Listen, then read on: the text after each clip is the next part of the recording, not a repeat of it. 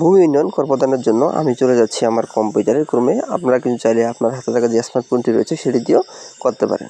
তো এখানে ক্রমে আসার পরে এখানে সার্চ বক্সটি থাকবে। তো এখানে আমরা মূলত লিখব ভূমি উন্নয়ন কর। তো ভূমি উন্নয়ন কর যখন লেখাটা আমরা এন্টার করব তখনই কিন্তু আমাদের সামনেই প্রথম যে ওয়েবসাইটটি আসছে ভূমি উন্নয়ন কর, আমরা এই ওয়েবসাইটটিতে প্রবেশ করব। ওয়েবসাইটটিতে প্রবেশ করার সাথে সাথে কিন্তু আমাদের যে ভূমি উন্নয়ন কর প্রদানের ওয়েবসাইটটি রয়েছে সেখানে নিয়ে আসা হয়েছে। সেখানে কিন্তু অনেক তথ্য দেওয়া রয়েছে। তো আমরা এখান থেকে যে কাজটি করব সেটি হচ্ছে এখানে ডান পাশে একটি লগ ইন অপশন দেখতে পাচ্ছি। তো এই লগ ইন অপশনটির মধ্যে আমরা ক্লিক করব। তো এখানে লগ ইন অপশন ক্লিক করার পরবর্তীতে কিন্তু আমরা দেখতে পাচ্ছি এখানে নাগরিক যেটি রয়েছে এর আর রেজিস্টার অনেকগুলো অপশন আছে। তো এখান থেকে আমরা নাগরিক যেটি রয়েছে সেখানে একটি ক্লিক করব। তো এটিতে ক্লিক করার সাথে সাথে কিন্তু আমার এখানে দেখাচ্ছে যে আমার একটি মোবাইল নাম্বার এবং কি পাসওয়ার্ড দিয়ে কিন্তু অ্যাকাউন্টটি খোলা রয়েছে।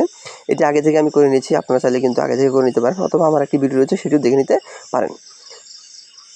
তো এখানে মূলত আপনারা অ্যাকাউন্ট যারা করবেন এখানে রেজিস্টার বাটন যেটি রয়েছেন সেখানে কিন্তু ক্লিক করে রেজিস্টার করে নিতে পারেন মাত্র শুধু মোবাইল নাম্বার এবং কি একটি ক্যাপচা কোড দিয়ে। তো এখানে আমি আমার যে ক্যাপচা কোডটি রয়েছে সেই ক্যাপচা কোডটি এখানে সঠিকভাবে লিখে দিচ্ছি। তো আমার ক্যাপচা কোডটি হচ্ছে HTMYBQQ। তো এখানে এখানে আমাদের ক্যাপচা কোডটি দেওয়া হয়ে গেলে তো এখানে নিচে আমরা দেখতে পাচ্ছি একটি লগ ইন করুন, এই লেখাটিতে আমরা একটি ক্লিক করব।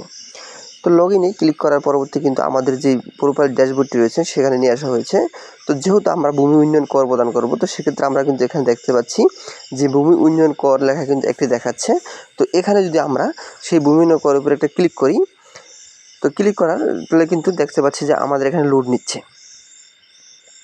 তো লোড নেওয়ার পরে কিন্তু আমাদের যে ভূমি উন্নয়ন করে মেন আমাদের প্রোফাইলটি রয়েছে সেখানে নিয়ে আসা হয়েছে। তো এখান থেকে আমরা যে কাজটি করব আমরা এখানে একটি দাখিলা যোগ করব। তো যেহেতু আমরা নতুনত্ব বছরের খাজনা কর প্রদান করব তো সেক্ষেত্রে আমরা যেটি করব এখানে যে খতিয়ান যে অপশনটি দেখতে পাচ্ছি তো এখানে আমরা একটি ক্লিক করব। ক্লিক করার পরবর্তীতে এখানে কিন্তু আমার পূর্বে যে খতিয়ানটি রয়েছে সেটি কিন্তু এখানে দেখাচ্ছে।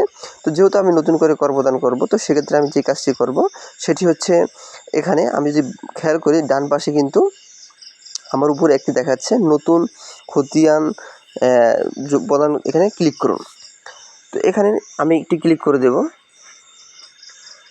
তো এখানে ক্লিক করার সাথে সাথে কিন্তু আমাদের সামনে কিন্তু নতুন যে খতিয়ান যেই সংযুক্ত তথ্যগুলো রয়েছে সেগুলো কিন্তু চলে এসেছে। তো এখান থেকে আমাদের যে কাজটি করতে হবে যে প্রথম আমাদের বিভাগ যেটি রয়েছে সেই বিভাগটি আমরা এখান থেকে দিয়ে দেব। তো আমি এখান থেকে আমার বিভাগটি দিয়ে দিচ্ছি। তারপর এখান থেকে আমার জেলা যেটি থাকবে আমি জেলাটি দিয়ে দিচ্ছি। তারপর হচ্ছে আমাদের মৌজা, আমি মৌজাটি এখানে দিয়ে দিলাম। তারপর হচ্ছে আমাদের খতিয়ান এটা নিতে চাওয়া হয়েছে যে মৌজাটি আমরা এখানে দিয়ে দিলাম সঠিকভাবে।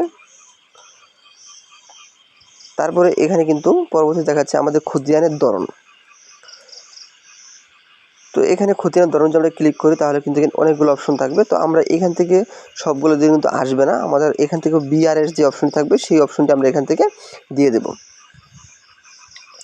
তো বিআরএস অপশনটি দেওয়ার পরে তো এখানে আমাদের পরবর্তী চাওয়া হচ্ছে আমাদের খতিয়ান নম্বর।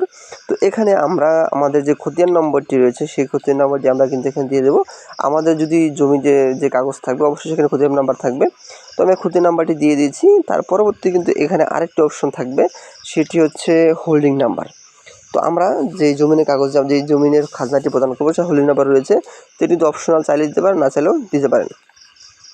তো এখানে রয়েছে সংযুক্তি। তো সংযুক্তি আমরা মূলত কী প্রদান করবো, এখানে আমরা চাইলে কিন্তু পূর্বের যে কর সেটি সে দিতে পারি, অথবা আমাদের জমি যে খাজনা রয়েছে সেটি কিন্তু এখানে দিতে পারি। তো সংযুক্তি যে আমরা অ্যাড করার জন্য আমরা যে কাজটি করব সেটি হচ্ছে আমাদের এখানে যে সংযুক্তির যেই অপশনটি রয়েছে এখানে ফাইল, সেই ফাইলটিতে আমরা যে ক্লিক করব, ক্লিক করার পরবর্তী কিন্তু আমাদের যেই কম্পিউটার রয়েছে সেখানে কিন্তু আমাদেরকে ডকুমেন্টটি দেখাচ্ছে। তো আমি এখানে এটি ক্লিক করে দিচ্ছি। তো আমার এখানে কিন্তু এটা আগের থেকে কিন্তু ছবি তোলা ছিল, তো আমি এটি এখানে আপলোড করে দিলাম। তো এখানে আমাদের উপরে কাজ শেষ। তো আমরা এখন যে কাজটি করব সেটি হচ্ছে আমরা একটু স্ক্রল করে নিচে আসব। নিচে আসার পর দেখতে পাচ্ছি এখানে মালিকের ধরন, এখানে দেখাচ্ছে প্রথম নিজস্ব, তার হচ্ছে উত্তরাধিকারী মালিকানা। তো উত্তরাধিকারী মালিকানা ক্লিক করলে কিন্তু এখানে মালিকের নাম চাচ্ছে, মানে যে মূলত করটি প্রদান করবে। তারপরে রয়েছে আপনার এই 2 নম্বরে রয়েছে মালিকের সাথে সম্পর্ক, মানে আমরা মূলত যদি উত্তরাধিকার হয়ে থাকে তার সাথে মালিকের সাথে কী সম্পর্ক সেটি থাকবে। তারপর এখানে পিতার নাম, যে প্রদান করবে তার পিতার নামটি এখানে দিয়ে দেবো। আর এখানে উত্তরাধিকারী সনদ অথবা এখানে আপনার যদি কোনো কোর্টের রায় থাকে সেটিও কিন্তু এখানে দিতে পারে। তারপর সকল কিছু ঠিক থাকার পরে কিন্তু সাবমিট করতে পারবো। তো আমি এখানে নিজস্ব মালিকানা যেহেতু দিচ্ছে, তো সেক্ষেত্রে আমি নিজস্ব মালিকানা দিয়ে এটি সাবমিট করব। তার জন্য আমাদের যে কাজটি করতে হবে সেটি হচ্ছে এখানে সংরক্ষণ করুন যে অপশনটি দেখতে পাচ্ছি, এই অপশনটাকে একটি ক্লিক করব। এখানে লুড নিচ্ছে, তো আমরা এখানে কয়েক সেকেন্ড অপেক্ষা করব। তো কয়েক সেকেন্ড অপেক্ষা করব, দেখতে পাচ্ছি আমরা এখানে কিন্তু আমাদের যে দাখিলাটি আমরা প্রদান করেছি সেটি কিন্তু অপেক্ষমান দেখাচ্ছে। এটি 1 থেকে 2 দিনের ভিতরে কিন্তু এটি অ্যাপ্রুভ হয়ে যাবে। তো আমরা অ্যাপ্রুভ করার জন্য অপেক্ষা করব। তো আমাদের এই যেটি অপেক্ষা এখানে যে বিষয়টি রয়েছে সেটি আমরা পূর্বে দাখিলাটি চেক করে নিচ্ছি। তার পরবর্তী কিন্তু আমরা এখানে চাইলে কিন্তু আমাদের যে বর্তমান দাখিলা রয়েছে সেটিও দেখে নিতে পারবো যে আমরা ডকুমেন্টে আপলোড করেছিলাম। তো এটা মূলত আমাদের যেই দাখিলাটি রয়েছে সেটি কিন্তু সম্পূর্ণ হয়ে গেছে। এখন আমরা অনুমোদনের জন্য এখানে অপেক্ষা করব। তো আমাদের যদি এটি অনুমোদন হয়ে যায় তাহলে আমরা কিভাবে আমাদের যে টাকাটি রয়েছে সেটি পেমেন্ট করব সে বিষয়টি আমি এখন দেখাচ্ছি। তার জন্য আমাদের যে কাজটি করতে হবে, এখানে হোল্ডিং খতিয়ান যেটি রয়েছেন, যেমন আমি গত বছর যেটি দিয়েছিলাম আমার সেটি কিন্তু অনুমোদিত হয়েছিল। তার জন্য এখানে চোখ যে আইকন যে বাটন যেটি রয়েছে সেখানে যদি ক্লিক করি তাহলে কিন্তু আমরা এখানে আমাদের যে তথ্যগুলো রয়েছে, যেহেতু কত টাকা সকল তথ্য কিন্তু এখানে দেখাবে। তারপরে আমরা যদি নিচে দেখি তাহলে কিন্তু পেমেন্ট SLG, এই পেমেন্টের উপরে ক্লিক করব। তো এখানে যখনই আমরা ক্লিক করব তখন এখানে দেখাচ্ছে ই পেমেন্ট যেটি রয়েছে, আমরা ই পেমেন্টে একটি ক্লিক করে দেবো। ই পেমেন্টে ক্লিক করার সাথে কিন্তু আমাদের এখানে পেমেন্টের মাধ্যম নির্বাচন করতে বলেছে। তো আমি যেখানে বিকাশ দিয়ে দিলাম, আপনারা চাইলে কিন্তু অন্য উপায়েও এটি পেমেন্ট করতে পারেন।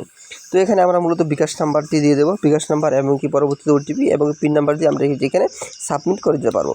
তো এইভাবে চাইলে আমরা কিন্তু ঘরে বসে আমাদের যে ভূমি উন্নয়ন কর রয়েছে সেটি কিন্তু আমরা প্রদান করতে পারি মাত্র 1 থেকে 2 মিনিটের ভিতরে। তো যদি কারো কোনো সমস্যা থাকে অবশ্যই কমেন্ট করে জানাবেন। আর এই ধরনের ভিডিও পেতে আমাদের সাথে অবশ্যই সংযুক্ত থাকবেন। যারা নতুন রয়েছেন তারা সাবস্ক্রাইব করে পাশে থাকবেন।